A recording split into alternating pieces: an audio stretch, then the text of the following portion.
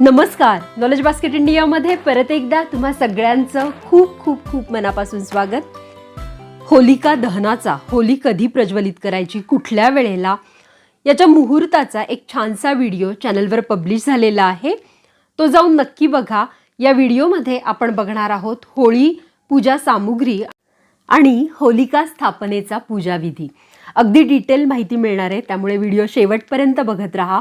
या व्हिडिओमार्फत चॅनलवर नवीन आला असाल तर चॅनलला सबस्क्राईब करा, कारण ग्रहणं, सण, व्रतवैकल्य, महिलांसंदर्भात, आजारांसंदर्भात खूप छान उपयोगी व्हिडिओ आपल्या चॅनलवर प्रदर्शित होत असतात. चला तर मग सुरू करूया आजच्या व्हिडिओला. होळीच्या दिवशी होलिका पूजा करून सर्व प्रकारच्या भीतीवर आपल्याला मात करता येऊ शकतं असं मानलं जातं. होलिका पूजा शक्ती, समृद्धी आणि संपत्ती प्रदान करणारी असते. असं मानलं जातं की होलिका ही जी आहे ही सर्व प्रकारच्या भीतीपासून मुक्त होण्यासाठी निर्माण केली गेली होती आणि म्हणूनच होलिका जरी राक्षसीण असली तरी होलिका दहनाच्या आधी प्रल्हादासोबत तिची पूजा केली जाते. धार्मिक ग्रंथांमध्ये होलिका दहन करण्यापूर्वी होलिका पूजा सुचवलेली आहे आणि म्हणूनच हिंदू पंचांगाच्या सल्ल्यानुसार योग्य वेळी होलिका दहन करणं आवश्यक आहे. त्यासाठी व्हिडिओ जरूर बघा, पब्लिश झालेला आहे. योग्य वेळी होलिका दहन करणं महत्त्वाचं आहे, कारण अयोग्य वेळी केल्याने दुर्दैव आणि दुःख येते असं मानलं जातं. आता तुमच्या शहरात होलिका दहनाची कुठली वेळ आहे त्यासाठी देखील तुम्ही तो व्हिडिओ बघू शकता. त्यात संपूर्ण माहिती तुम्हाला दिलेली आहे. आता आपण होळीच्या पूजा सामग्रीविषयी माहिती बघूया.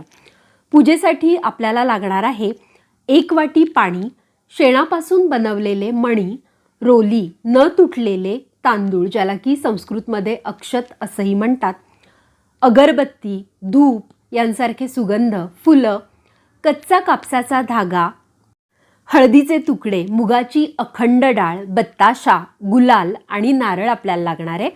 त्याचप्रमाणे गहू आणि हरभरा यासारख्या ताज्या पिकांचे पूर्ण वाढलेले धान्य पूजेमध्ये तुम्ही समाविष्ट करू शकता. आता आपण होलिका स्थापनेविषयी माहिती बघूया. होळी जिथे पेटवली जाणार आहे ती जागा गाईच्या शेणाने किंवा गंगेच्या पवित्र पाण्याने स्वच्छ केली जाते, धुतली जाते. शेणाने सडा सारवण केलं जातं. मध्यभागी एक लाकडी खांब ठेवला जातो आणि त्याच्या भोवती गाईच्या शेणापासून बनवलेल्या खेळण्यांचे मणी आणि हार घातले जातात, जे गुलारी, भरभोळीये आणि बडकुला म्हणून आपल्या इकडे प्रसिद्ध आहेत. होलिका आणि प्रल्हादाच्या मूर्ती सामान्यतः गाईच्या शेणापासूनच बनवलेल्या असतात. होलिका ढिगाऱ्यावर ढाल, तलवारी, सूर्य, चंद्र, तारे असं गाईच्या शेणापासून बनवलेले वेगवेगळे खेळणीसुद्धा आपण सजवू शकतो. चला तर मग आता बघूया की होलिका दहनावेळी आपल्याला काय करायचं असतं. होलिका दहनाच्या वेळी प्रल्हादाची मूर्ती बाहेर काढली जाते. तसेच शेणाचे 4 मणी अग्निप्रदर्शनापूर्वीच सुरक्षित ठेवायचे असतात. 1 मणी पूर्वजांच्या नावाने, दुसरे भगवान हनुमानाच्या नावाने, तिसरे देवी शीतलेच्या नावाने आणि चौथे आपल्या कुटुंबाच्या नावाने. चौथा जो मणी आहे तो सुरक्षित ठेवायचा असतो. आता आपण जाणून घेऊया पूजाविधी.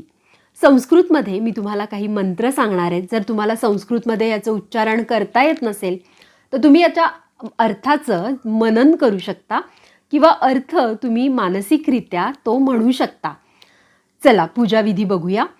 पूजा साहित्य एका प्लेटमध्ये ठेवा, जे आपण बघितलं. पूजा थाळीसोबत एक लहान पाण्याचं भांडं ठेवा. पूजास्थळी पूर्वेकडे किंवा उत्तरेकडे तोंड करून बसा आणि त्यानंतर पूजा थाळीवर आणि स्वतःवर थोडं गंगाजल शिंपडा आणि खालील मंत्राचा 3 वेळा जप करायचा. ओम पुंडरीकाक्षः पुनातु. मराठीतून ओम पुंडरीकाक्ष पुनतु हा जो मंत्र आहे हा शुभ कार्य सुरू करण्यापूर्वी भगवान विष्णूचं स्मरण करण्यासाठी आणि त्यांचा आशीर्वाद घेण्यासाठी म्हणायचा असतो आणि यामुळे पूजास्थळ देखील शुद्ध होतं. आता उजव्या हातात पाणी, तांदूळ, फूल आणि काही पैसे घ्या आणि संकल्प करा. याच्यामध्ये ओम विष्णू श्रीमद भगवतो महापुरुष विष्णोराज्ञया प्रमाणस्य अदैत्यस्य ब्रह्मणो ह्रीं चरण द्वितीय प्रहराध्ये श्वेतवराह कल्पे जम्बूद्वीपे भरतखंडे अमुक प्रदेश, म्हणजे आपल्या प्रदेशाचं नाव घ्यायचं. लेन लेन पुक्षेत्र कलित नामक क्षेत्र अमुक संवत्सरे, संवत्सरेचं नाव घ्यायचं. फाल्गुन मासे शुभे शुक्ल पक्षे पूर्णिमायाम शुभतिथौ अमुक वासरे, म्हणजे त्या दिवसाचं नाव घ्यायचं.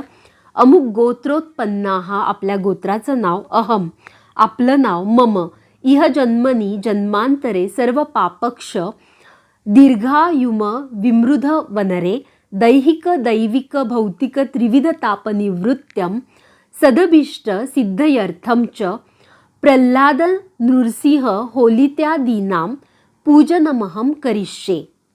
या मंत्राचा स्क्रीनशॉट तुम्ही घेऊ शकता. मी इथे हा मंत्र देखील लावते. या मंत्राचा जप करून तुम्ही याच्यामध्ये प्रचलित हिंदू तारीख, पूजास्थळ, कुटुंबाचं आडनाव, नाव, पूजेचा उद्देश आणि पूजा कोणाला करायची याच्यासह जप करत आहे, जेणेकरून पूजेचे लाभ सर्व भक्तांना होतील, हे आपलं लक्ष असेल. आता उजव्या हातात फूल आणि तांदूळ घेतल्यानंतर गणपती बाप्पाचं स्मरण करायचं आहे. गणपतीचे स्मरण करताना जप करायचा मंत्र आहे गजानन भूतगणादि सेवितम कपीत जंबूफल चारुभक्षणम उमासुतम शोकविनाशकारकम नमामि विघ्नेश्वर पाद पंकजम. किंवा फक्त ओम गणपतये नमः असं म्हटलं तरी चालणार आहे. आणि मग याच्यानंतर फुलावर तांदूळ लावा आणि सुगंधासह भगवान गणेशाला अर्पण करा. गणपतीची पूजा केल्यानंतर आपल्याला देवी अंबिकेचे स्मरण करायचे असते आणि खालील मंत्राचा जप करायचा असतो. या मंत्राचा जप करताना सुद्धा फुलावर तांदूळ लावून सुगंधासह देवी अंबिकेला अर्पण करायचं असतं. ओम सर्व मंगल मांगल्ये शिवे सर्वार्थ साधिके शरण्ये त्र्यंबके गौरी नारायणी नमोस्तुते. आपल्याला खालील मंत्राचा जप करायचा आहे आणि भगवान नृसिंहाचे म्हणजेच नरसिंहाचे स्मरण करायचे. पुन्हा एकदा फुलावर तांदूळ लावा, सुगंधासह हे अर्पण करा. ओम नरसिंहाय नमः पंचोपचारार्थे गंधाक्षतपुष्पाणी समर्पयामी. अशा प्रकारे तुम्ही म्हणू शकता ओम नृसिंहाय नमः पंचोपचारार्थे गंधक्षात पुष्पाणी समर्पयामी. आता आपल्याला भक्त प्रल्हादाचं स्मरण करायचं आहे. परत एकदा फुलावर तांदूळ लावा, सुगंधासह भक्त प्रल्हादाला अर्पण करा. ओम प्रल्हादाय नमः पंचोपचारार्थे गंधाक्षतपुष्पाणी समर्पयामी असं म्हणू शकता. आता होळीसमोर हात जोडून उभं राहायचं आणि खालील मंत्राचं उच्चारण करायचं. अस्त्रीकपभय संत्रास्तै कृतत्वं होली बालिशै अस्तत्वं पूजयिष्यामी भूते भूतप्रदा भव. याचा अर्थ असा की रक्तशोषक राक्षसांच्या सतत भीतीमुळे काही मूर्ख आणि बालिश लोकांनी होलिका निर्माण केली, म्हणून मी तुझी पूजा करत आहे आणि स्वतःसाठी शक्ती, संपत्ती आणि समृद्धी मागत आहे. होलिकेला तांदूळ, सुगंध, फुले, अतूट मूग डाळ, हळदीचे तुकडे, नारळ, भरभोळीये, वाळलेल्या गाईच्या शेणापासून आपण बनवलेला हार, ज्याला गुलारी आणि बडकुला असं म्हणतात, ते आता अर्पण करायचं. होलिकेला प्रदक्षिणा घालताना तिच्या भोवती कच्च्या धाग्याचे 3, 5 किंवा 7 फेरे बांधले जातात. त्यानंतर होलिकेच्या ढिगाऱ्यासमोर पाण्याचं भांडं आपल्याला रिकामं करायचं असतं आणि मग त्यानंतर होळी प्रज्वलित केली जाते, होलिका दहन केलं जातं. सहसा सार्वजनिक अग्नीतील अग्नी होलिका दहन करण्यासाठी घरी आणला जातो. त्यानंतर सर्व पुरुष हे शुभचिन्ह घालतात आणि वडीलधाऱ्यांकडून आशीर्वाद घेतात. लोक होलिका प्रदक्षिणा घालतात, नवीन पिकं अग्निकुंडात अर्पण करतात आणि भाजतात. भाजलेले धान्य होलिका प्रसाद म्हणून वाटला जातो. आणि दुसऱ्या दिवशी सकाळी ओल्या होळीच्या दिवशी अग्नीतील राख गोळा केली जाते, शरीरावर किंचितशी लावली जाते. ही राख खूप पवित्र मानली जाते आणि ती लावल्यानंतर शरीर आणि आत्मा शुद्ध होतो असं मानलं जातं. ज्योतिषी अग्नीच्या राखेचा वापर करून बऱ्याच जणांना बरेच उपाय सुचवतात. आता हा व्हिडिओ धार्मिक आणि ज्योतिषशास्त्राप्रमाणे, पंचांगाप्रमाणे बनवलेला आहे. आशा करते ही माहिती तुम्हाला खूप आवडली असेल. माहिती आवडली असेल तर जास्तीत जास्त मित्रमैत्रिणींबरोबर, नातेवाईकांबरोबर, तुमच्या व्हॉट्सॲप ग्रुपवर, फेसबुकवर हा व्हिडिओ शेअर करा आणि अशा छान छान व्हिडिओजसाठी नॉलेज बास्केट इंडियाला सबस्क्राईब करा. सगळ्यांना होळीच्या खूप खूप मनापासून शुभेच्छा. थँक्यू.